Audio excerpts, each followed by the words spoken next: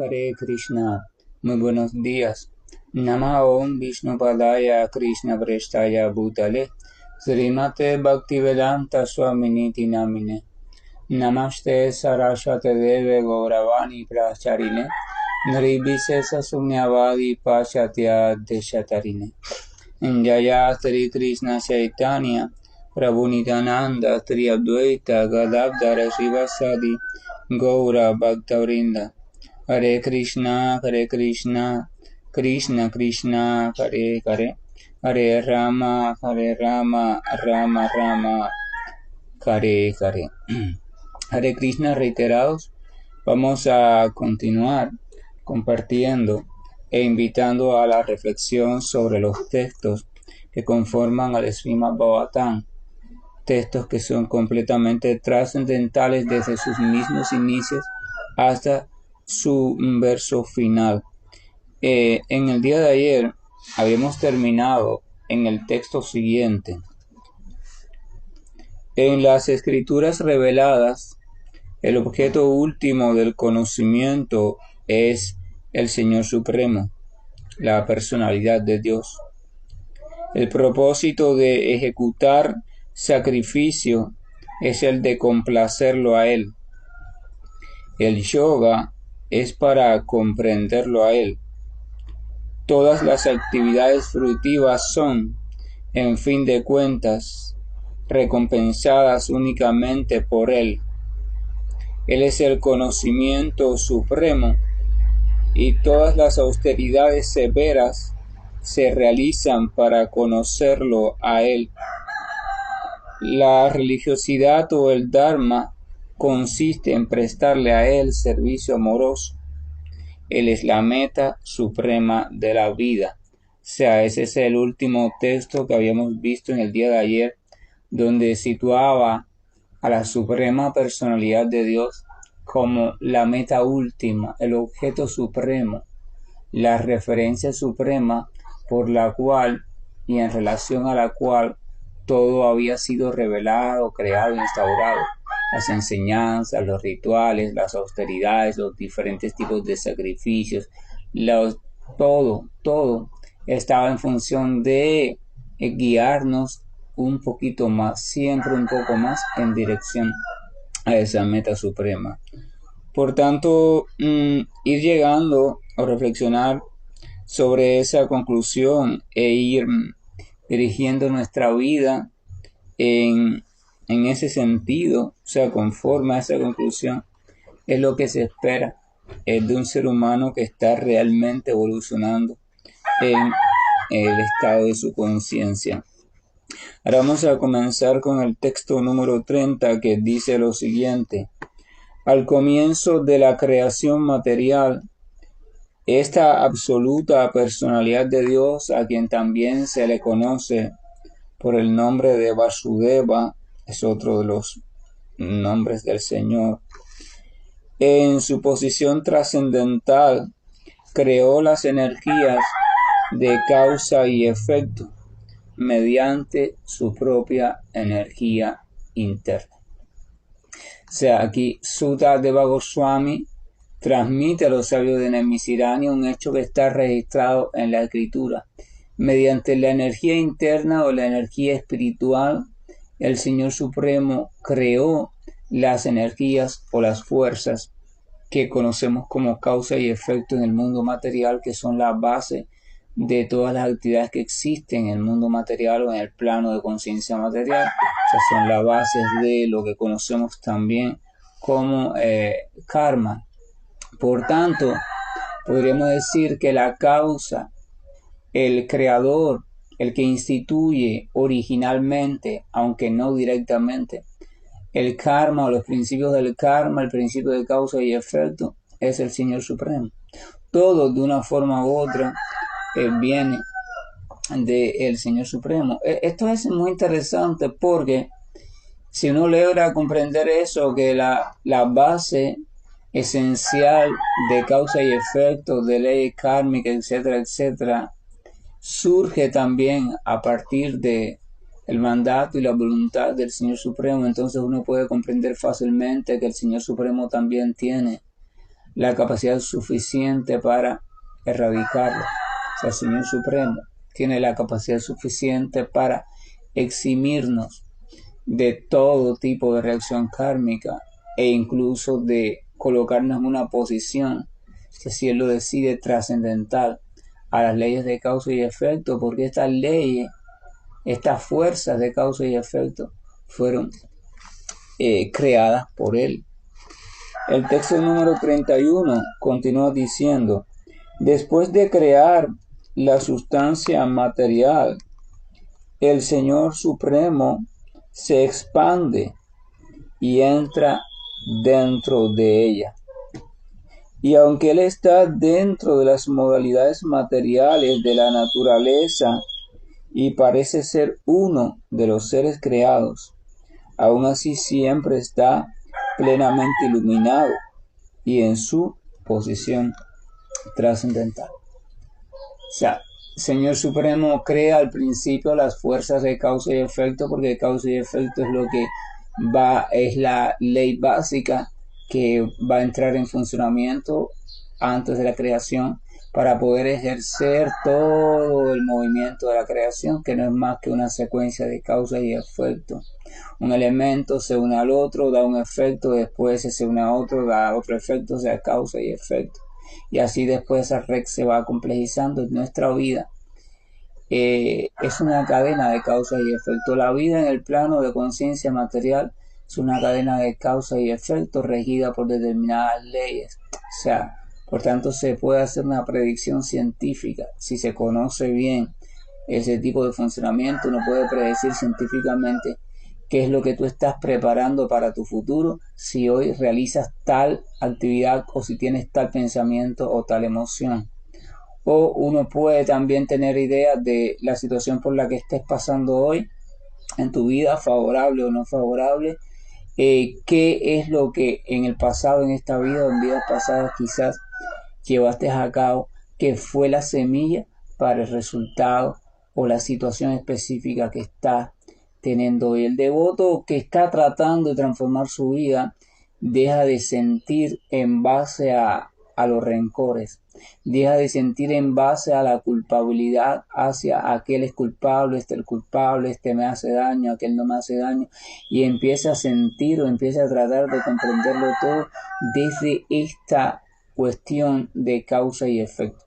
Y entonces él trata de decirse por lo menos, bueno, si tal situación por alguna razón llegó a mi vida o está sucediendo ahora mismo en mi vida, es porque de seguro tuvieron que crearse ciertas razones previas, ciertas causas anteriores, o sea, algún grupo de actitudes, decisiones, algún grupo de pensamiento, algún grupo de estrategias, de planes, de lo que sea, de posiciones en la vida, yo adopté o yo mantuve en esta vida o en vida pasada, que fueron conjugándose y preparándose, o sea, relacionándose poco a poco entre sí, germinando y creciendo para dar el fruto que hoy está sucediendo en mi vida.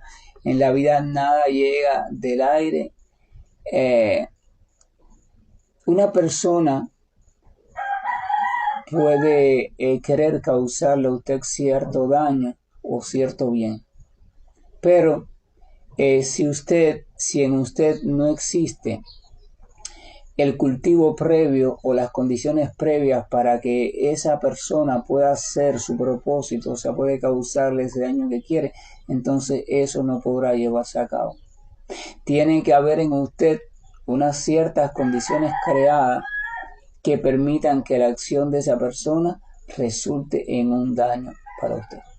Y esas condiciones creadas tienen que haber sido creadas por usted, dándose cuenta o sin darse cuenta, en esta vida o en vidas pasadas. Entonces, el hombre sabio, la persona sabia, va tratando de entender esto.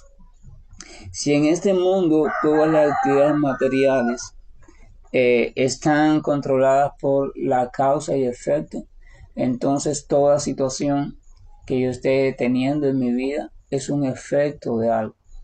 Es probable que desde mi mentalidad automática y me olvido, yo no pueda darme cuenta cómo fue que se fue formando para llegar a este punto, ni cuáles fueron los cimientos que yo fui aportando para llegar a este punto. Pero cuando uno comprende eso, dice, bueno, ya, entonces dejo de buscar culpables, dejo de generar rencores o sentimientos negativos. ¿Por qué? Porque también uno comprende que de la forma en que reacciona a la situación que uno esté teniendo, que uno está pasando, entonces al mismo tiempo estará generando las causas para futuros efectos. Cuando uno comienza a cerciorarse, a comprender la seriedad de este asunto de causa y efecto, uno comienza a tomar responsabilidad de sus respuestas, o sea, del modo en que responde a diferentes situaciones, y deja de responder automáticamente y comienza a tratar de responder de manera consciente y desde el mayor conocimiento posible, de tal manera que su reacción frente a esa situación, primero, no empeore ni alargue más la situación de lo que debería ser, y segundo, no cree las bases para una nueva situación en el futuro semejante o peor. Fíjense cómo el conocimiento va trayendo responsabilidad. En la medida que usted comprende algo, usted se hace responsable de cómo ese algo está influyendo en lo que usted llama su vida. Entonces usted, si es inteligente, trata de poner su atención allí. Wow.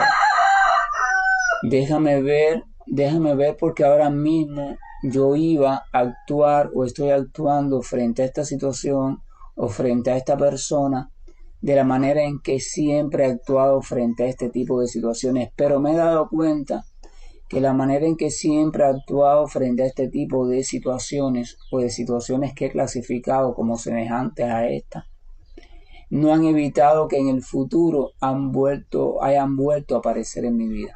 Entonces quiere decir que hay algo deficiente en la manera en que yo he estado respondiendo a este tipo de situaciones. Las emociones que he generado, los sentimientos que he generado, las conclusiones en mi mente que he generado, los impulsos de conducta mental que he generado. Por tanto, eso es lo primero que tengo que darme cuenta. Así que eso tengo que vigilarlo y comenzar poco a poco a ver lo poco favorable que es, y tengo que transformarlo. Tengo que proponerme poquito a poco ir cambiando cada uno de esos elementos. Son muchos elementos. Cuando uno está frente a una situación que tiene un significado determinado para uno, ese es el primer elemento. La situación tiene un significado determinado para ti. Ese significado está relacionado con tu pasado, o sea, cómo tú lo has clasificado a situaciones parecidas en el pasado. Pero además de un significado, tiene una carga emocional. O sea, tiene una carga emocional, trae ciertas emociones, sentimientos, genera ciertos estados de ánimo que también están vinculados al significado que usted le dio y también a cómo usted reaccionó en el pasado frente a situaciones semejantes. Pero además de eso tiene patrones de respuesta automáticos, que son las mismas maneras en las que usted en el pasado respondió a esa situación o situaciones que tenían el mismo significado, generaban las mismas emociones. O sea, ya de eso hemos hablado. Una sola situación está compuesta por varios elementos que son los que van a hacer que sea más intensa o menos intensa, o que se arraigue más en nosotros o menos, o que nos esclavice más o nos esclavice menos. Mientras más nos esclaviza, más poder tiene sobre nosotros.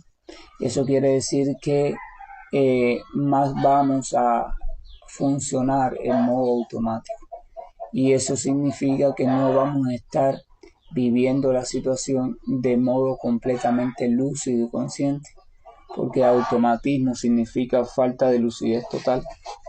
Ya, simplemente se activó un programa automático y estás respondiendo así. Te ríes o lloras o grites o sientes un dolor en el pecho o sientes un dolor en la cabeza o sientes una presión en todo el cuerpo o sientes no sé qué y piensas en tal patrón. Bueno, ahora lo que voy a hacer es coger este jarrón de flores y tirárselo por la cabeza. O sea, O sea, modo automático. Si te fijas, si empiezas a observarte a ti mismo, te vas a dar cuenta que cada vez que has estado en una situación parecida o que has clasificado como parecida, entonces te entran los mismos impulsos, las mismas emociones, los mismos pensamientos y los mismos patrones de comportamiento. Y al final terminas teniendo la misma conducta. Es un ciclo. ¿Cómo se llama eso? Automatismo. O sea, repites lo mismo. Ya el cerebro organizó todo un algoritmo y simplemente él lo ejecuta y lo ejecuta. No tienes que pensar, no, tú simplemente te tienes que dejar arrastrar. Pero el ser humano está llamado a vivir de manera consciente lo más plenamente posible de acuerdo a sus capacidades. Entonces, cuando uno observa que siempre ha repetido los mismos patrones y siempre ha sido arrastrado por los mismos patrones, uno tiene la capacidad a partir de ese momento de decidir hacer lo posible con mucha paciencia, porque es cuestión de tiempo, con trabajo, con dedicación, con perseverancia, de comenzar a cambiar esos patrones de pensamiento, comportamiento, respuesta emocional, o sea, a cambiar. Es un trabajo arduo, pero es arduo si se emprende a la fuerza, si se emprende como una pelea de boxeo, o sea, voy a boxear, voy a pelear contra mis viejos patrones. Pero cuando uno pelea contra los viejos patrones, uno debe saber que está peleando contra su propia mente. Y si estás peleando contra tu propia mente desde un espacio dentro de ella misma, entonces vas a perder. No se puede pelear con la mente desde la mente. Y de hecho no se puede pelear contra la mente. Si te peleas contra la mente, estando todavía condicionado en el plano de conciencia material, siempre vas a perder porque la mente va a encontrar un modo de vencerte, porque la mente conoce tus debilidades, porque tus debilidades también están en tu propia mente. Entonces, ¿qué hacemos? Tengo que salir de la mente. Lo primero que tengo que hacer es dejar de luchar, comprender que simplemente son ciclos automáticos, no hay nada con que luchar, no hay enemigo, no hay ningún enemigo, no tengo nada con que luchar. Es simplemente permitir que se reorganice de una manera más favorable. Pero para eso tengo que situarme fuera, tengo que, otro detalle que hemos hablado también mucho, comenzar a tomar conciencia, a observarme a mí mismo respondiendo, a observarme a mí mismo asumiendo conductas, a observarme a mí mismo teniendo pensamientos, cadenas de acciones en mi mente que voy ideando, pero después voy a manifestar allá afuera con mi cuerpo, en mi medio, en todo. Observarme. Pero aún observarme resulta una tarea engorrosa, porque observarme es una tarea que implica que voy a ser desestabilizado constantemente por el mismo patrón de comportamiento, de pensamiento. Entonces necesito un apoyo, necesito una ayuda que me vaya ayudando a observarme cada vez con más estabilidad. Ese apoyo, esa ayuda se llama sadhana. Sadhana, ¿verdad? Significa práctica. Mi práctica. Sadhana es realmente aquello que yo realizo para obtener un fin, aquello que realizo de manera regular, o sea, de manera disciplinada, guiada para yo obtener un fin. Entonces yo tengo que recurrir a mi práctica. Yo no voy a recurrir a mi práctica para luchar contra la situación que yo estoy viviendo, ni tampoco para luchar contra la programación automática que me está arrastrando, que me hace caer una y otra vez en esta depresión, que me hace caer una y otra vez en esta ansiedad, que me hace caer una y otra vez en esta incertidumbre, en este estrés o en este repetir una conducta de apego desmedido atrás de un gozo específico. No, sadhana no es para luchar. La finalidad de la sadhana no es luchar, sino obtener. O sea, sadhana es un sendero. La práctica es un sendero. Sendero significa que me conduce hacia. No es un camino de lucha. Es un camino de paz. Es un camino donde voy dejando de luchar. Así que la práctica es para que yo comience a dejar de luchar. Las energías que estoy empleando en la lucha las voy a comenzar a redirigir hacia el cultivo. Voy a dejar de luchar, voy a recoger poco a poco mi atención de la lucha y la voy a dedicar a la jardinería. ¿Cómo que a la jardinería? Sí, a cultivar elementos en mí que van a ser la base, de una paz creciente, de una independencia creciente en cuanto a mis emociones, sentimientos, pensamientos, y que van a ser la base para que después poco a poco yo me percate que las programaciones han ido disminuyendo, que cada vez soy menos automático, pero no porque luché contra el automatismo, sino porque fui cultivando elementos que fueron garantizando mi libertad como el ser espiritual individual que tiene la capacidad de elegir la conducta y cadena de pensamientos más favorable para sí, para su desarrollo. Entonces, Sadhana, tienes que dejar de luchar. Si permaneces en el campo de batalla, entonces no podrás salir. No podrás salir de ahí. Siempre estarás agotado, porque luchar agota. Entonces, uno comprende eso. Y cuando uno comprende eso, dice, bueno, perfecto.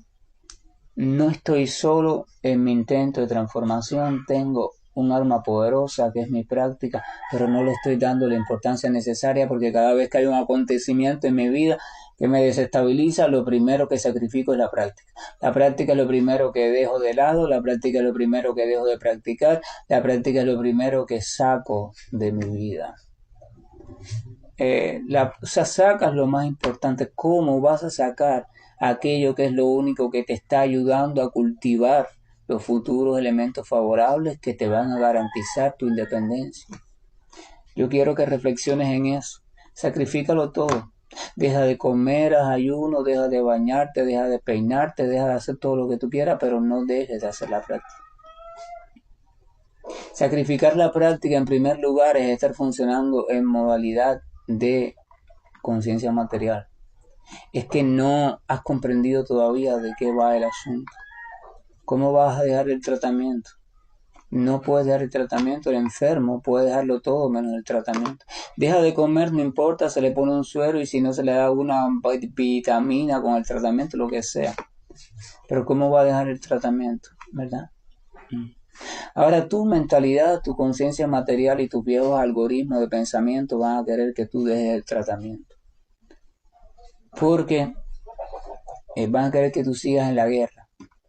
No quieren que tú cambies para la jardinería. Pero tienes que dejar de ser soldado. Tienes que dejar de resistir. No hay que resistir nada. ¿Quién te dijo eso? ¿Quién fue quien te ha mantenido engañado todo este tiempo? Tienes que resistir, tienes que luchar, tienes que esto, tienes que aquello. ¿Verdad?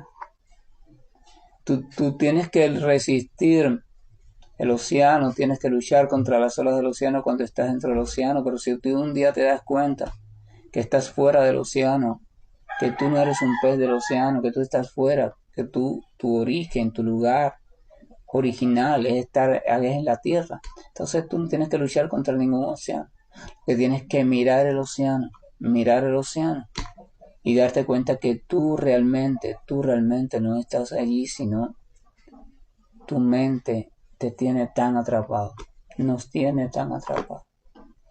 Entonces la práctica me apacigua, la práctica me ayuda poco a poco a ganar en capacidad de observación. Yo tengo que observar, la práctica me ayuda a descubrir que estoy en modo automático, la práctica me ayuda a ver cómo me estoy comportando y estoy cayendo en el mismo patrón de comportamiento que el año pasado, que el año anterior, que cuando tenía 10 años, que cuando tenía 5 y que de seguro que en las vidas anteriores.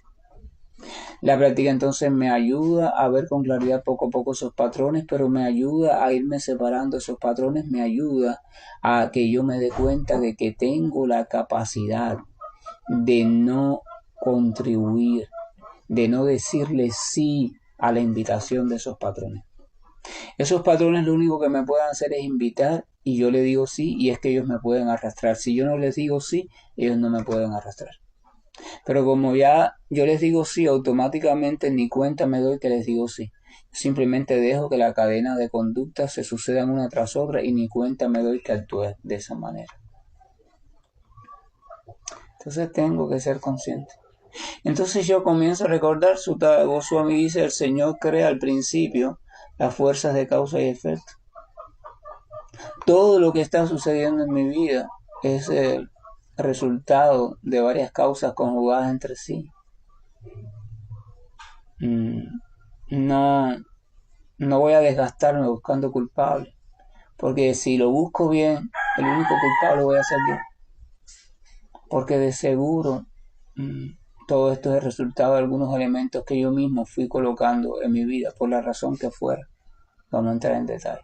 Entonces, ¿para qué buscar el culpable? Entonces ya eso es un peso menos que voy a tener en mi vida.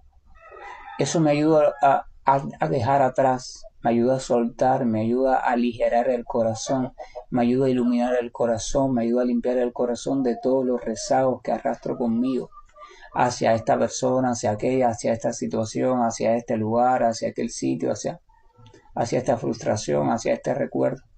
Ya los puedo soltar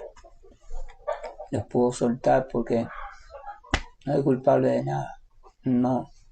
Entonces empiezo a actuar de manera inteligente, empiezo a preguntarme, ahora lo que tengo que hacer es reaprender, situarme en un lugar que me sea un poco más cómodo, desde el cual pueda mirar los comportamientos automáticos y comenzar a poquito introducir cambios en ellos.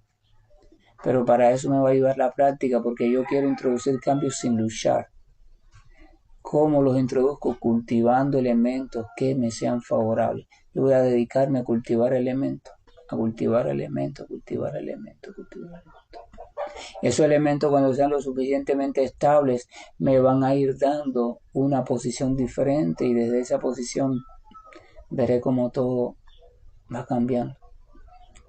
En ningún lugar va cambiando en mí, simplemente va cambiando en mí. Y ese es el sendero. El sendero es un cambio, pero un cambio coherente. Entonces el texto 31 dice, después de crear la sustancia material, ¿verdad? El Señor se expande y entra en ella. Y aunque Él está dentro de las modalidades materiales de la naturaleza, parece ser uno de los seres creados, aún así siempre está plenamente iluminado y en su posición trascendental. Para que el mundo material, los universos materiales, lo que llamamos plano de conciencia material exista, y la entidad viviente en su ilusión desarrolla ahí actividades, el Señor tiene que estar presente dentro del propio mundo material y dentro de cada elemento, porque si no el elemento no puede permanecer. Si uno examina, por ejemplo, el gráfico, el modelo de un átomo, que es un modelo reducido del universo, por ejemplo, porque hay ciertas partículas orbitando, ciertas cargas eléctricas orbitando, o sea, girando alrededor de un núcleo. Uno se puede dar cuenta de que, o puede leer, que esas partículas orbitan, se mantienen girando alrededor del núcleo en virtud de una fuerza de atracción que se está generando entre el núcleo y ellas. Hay una fuerza determinada que es la que hace que esas partículas se mantengan ahí atraídas hacia el núcleo, pero al mismo tiempo sean un poco repelidas por el núcleo para que no se extraigan contra él. Es como la Tierra girando alrededor del Sol, ¿verdad?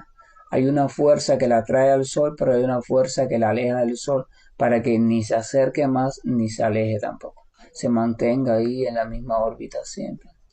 Entonces dentro de todo hay una cierta cantidad de fuerza. Entonces la pregunta es, ¿de dónde viene esa fuerza? El Señor dice en Bhagavad Gita, yo soy el que mantiene a los planetas en órbita, o sea, al Sol en su órbita, todo en su órbita. Yo soy la fuerza que mantiene. O sea, entonces el Señor es lo que está en el núcleo de todo. Hay una representación de Él en el núcleo de todo, pero aún así debemos de comprender que cuando Él ha aparecido en diferentes manifestaciones, aunque sea confundido con una criatura más, no es una criatura más, no tiene realmente cuerpo sujeto al plano de conciencia material, sino que es conciencia pura, está en el plano de conciencia pura. Esto es importante comprenderlo porque hay muchas teorías y muchos textos que confunden de esta manera y por tanto no aceptan ciertas representaciones del Señor porque simplemente lo confunden con un ser humano común o con una criatura común. El texto número 32 dice lo siguiente: el Señor en la forma de alma suprema se difunde por todas las cosas, de la misma manera en que el fuego se difunde por las maderas, y por eso Él parece ser muy variado, aunque es la persona absoluta que no tiene igual. O sea, como Él está presente de diferentes maneras en todos los lugares, entonces cualquiera puede pensar que Él es variado, ¿verdad? No, el Señor no es uno, el Señor es mucho, el Señor es variado, pero uno tiene que comprender este enfoque, esta visión de la expansión. O sea, un original que se expande de ilimitada forma según las circunstancias del tiempo, la necesidad y la actividad que se necesite llevar a cabo en el lugar que sea. Pero hay un solo original y ese original desde allí entonces se expande, por decirlo así, se hace presente conscientemente, 100% conscientemente, pero en cierta combinación de cualidades se hace presente, pero el original sigue estando inmutable, sigue estando allí en sus actividades originales ordinarias, sea intercambio amoroso en su plano de conciencia original, conocido como Goloka, y en sánscrito. Él no se mueve allí, él nunca deja ni un momento de tener intercambio amoroso con las almas completamente puras que allí habitan, pero al mismo tiempo sus expansiones y diferentes manifestaciones están ejecutando diversas tareas en otros planos de conciencia, pero él nunca cae preso bajo esos planos de conciencia. Él nunca se cree que está dependiente de esos planos de conciencia. Él puede aparecer en la forma de un ser humano, pero nunca internamente se confunde y llega a pensar, no, soy un ser humano. Así que mañana me enfermo, pasado me duele el pie, después no. Aunque él, para encajar bien, se hace pasar, o sea, asume el papel que haya que asumir. Lo encarna bien, perfectamente, es un gran actor, es el mejor de todos los actores, pero nunca olvida de que él no es eso. Pero simplemente en ese momento es lo más inteligente, la forma más inteligente para presentarse. El texto 33 dice: la superalma o el alma suprema entra en los cuerpos de los seres creados, los cuales están influenciados por modalidades de la naturaleza material, y hace que ellos disfruten de los efectos de esas modalidades mediante la mente sutil. O sea, dice que el Señor Supremo en su expansión como alma suprema, su forma como alma suprema, también está dentro de cada cuerpo creado, dentro de cada entidad viviente. Y es gracias a Él o es Él quien permite que la entidad viviente disfrute o tenga la sensación de disfrute desde su mente sutil. O sea, el disfrute, al igual que el sufrimiento, ocurre en la mente. Donde realmente usted sufre o disfruta es en la mente, aunque lo haga a través de ciertos elementos del cuerpo material, pero la toma de conciencia del sufrimiento gozo ocurre a nivel de mente. Y dice que eso ocurre precisamente porque el Señor se encuentra allí presente junto a esa entidad viviente. O sea, porque de lo contrario, la entidad viviente no podría tener la más mínima posibilidad de ser consciente, porque el Señor es la conciencia plena. Si la conciencia plena, si el ser consciente pleno no está al lado de la entidad viviente, no está de una forma u otra relacionada a la entidad viviente, la entidad viviente no puede vivir ni siquiera el sueño de ilusión material. Nada puede ocurrir fuera del dominio del Señor. Absolutamente nada. Aunque pueda parecer que algunas cosas así ocurren, pero no. Nada puede ocurrir de manera independiente al Señor Supremo. Lo que también ocurre de una forma en que no podemos entender. Y el texto 34, que es el último texto del capítulo número 2, dice lo siguiente: de esa manera, el Señor de los universos mantiene todos los planetas que están habitados por diferentes entidades vivientes, haciendo los papeles de encarnaciones o avatars. Él ejecuta diferentes actividades que todas están dirigidas a rescatar a aquellos que se encuentran en el plano de la modalidad de la bondad.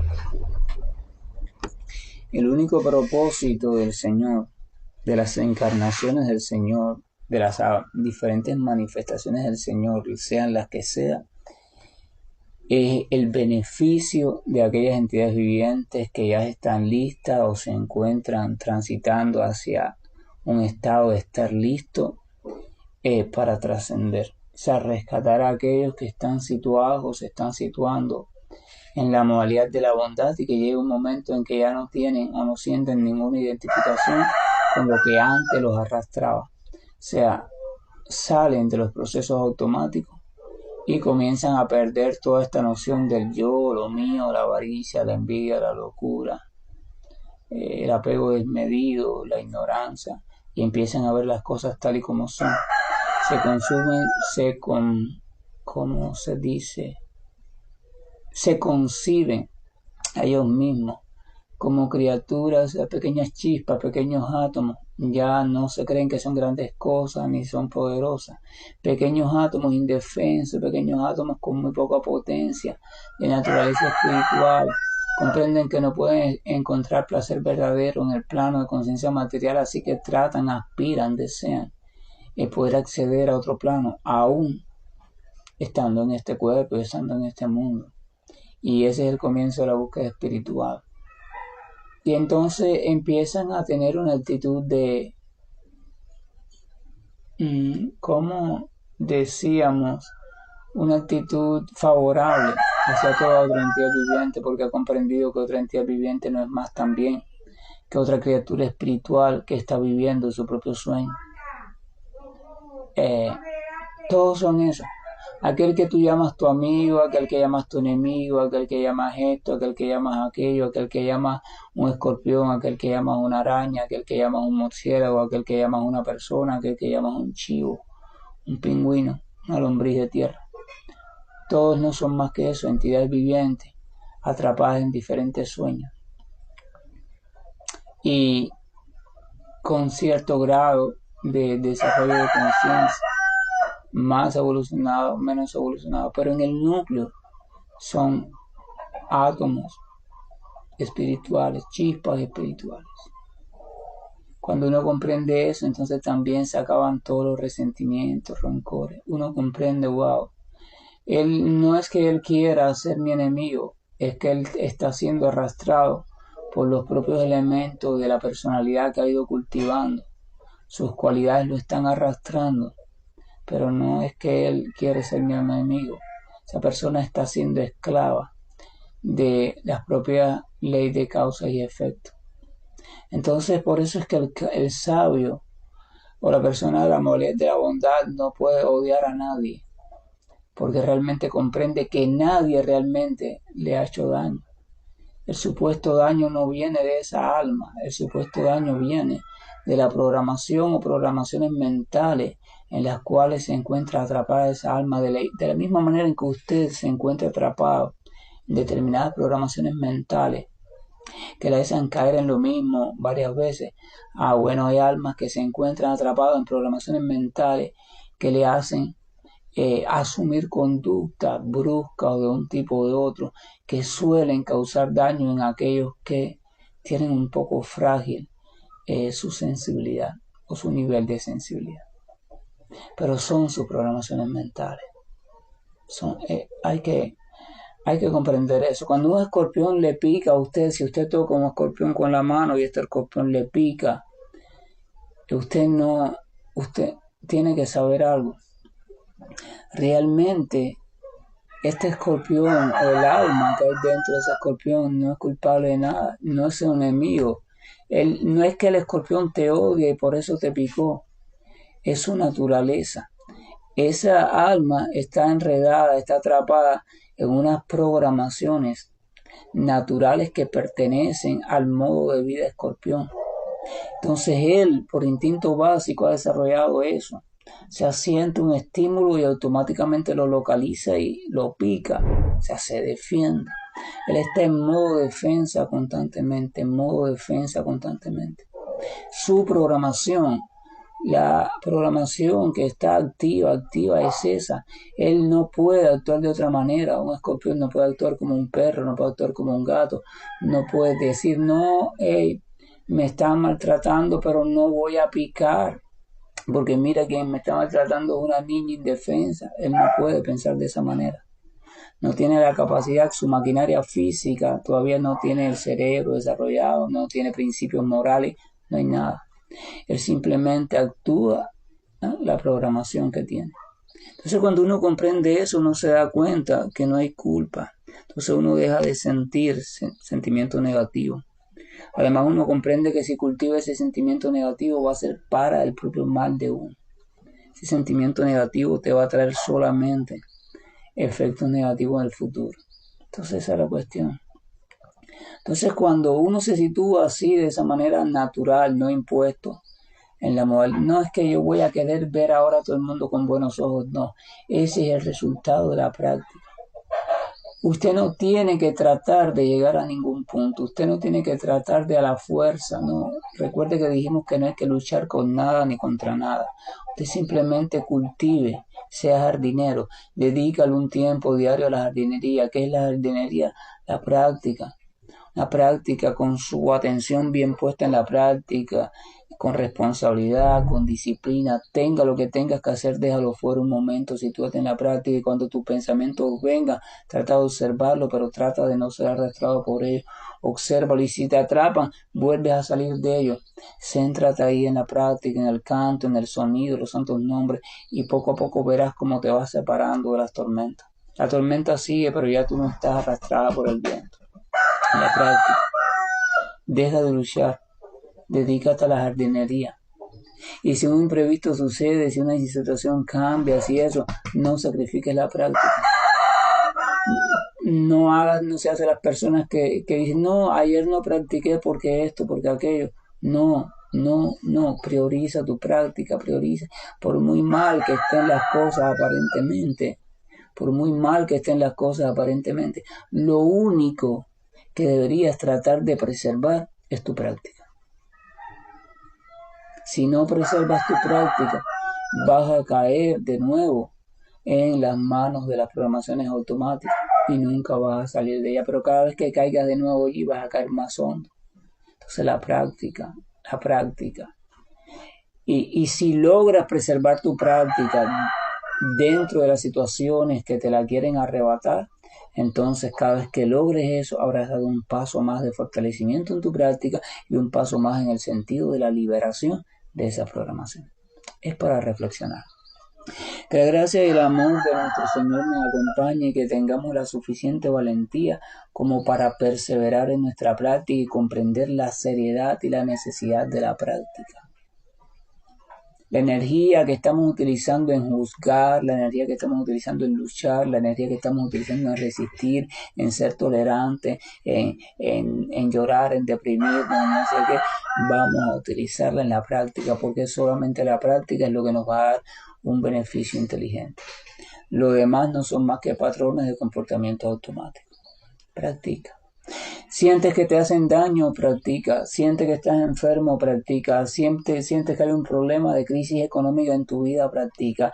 Sientes que hay un problema en la familia, practica. Sientes que tienes un problema con el trabajo, practica. Sientes y no sientes nada, todo está bien, aún así, practica. O sea, en todo momento, simplemente practica. Hare Krishna, buen día, y estoy finalizando la llamada. Hare Krishna,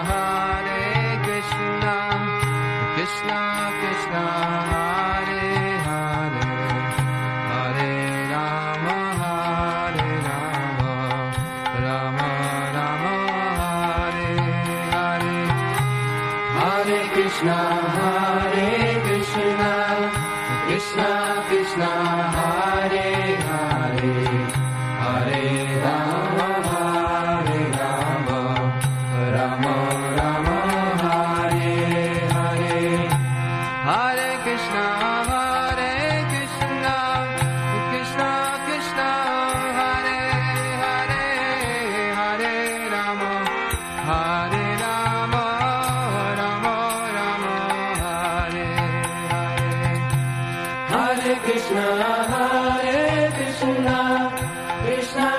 Krishna, Hare Hare, Hare Rama, Hare Rama.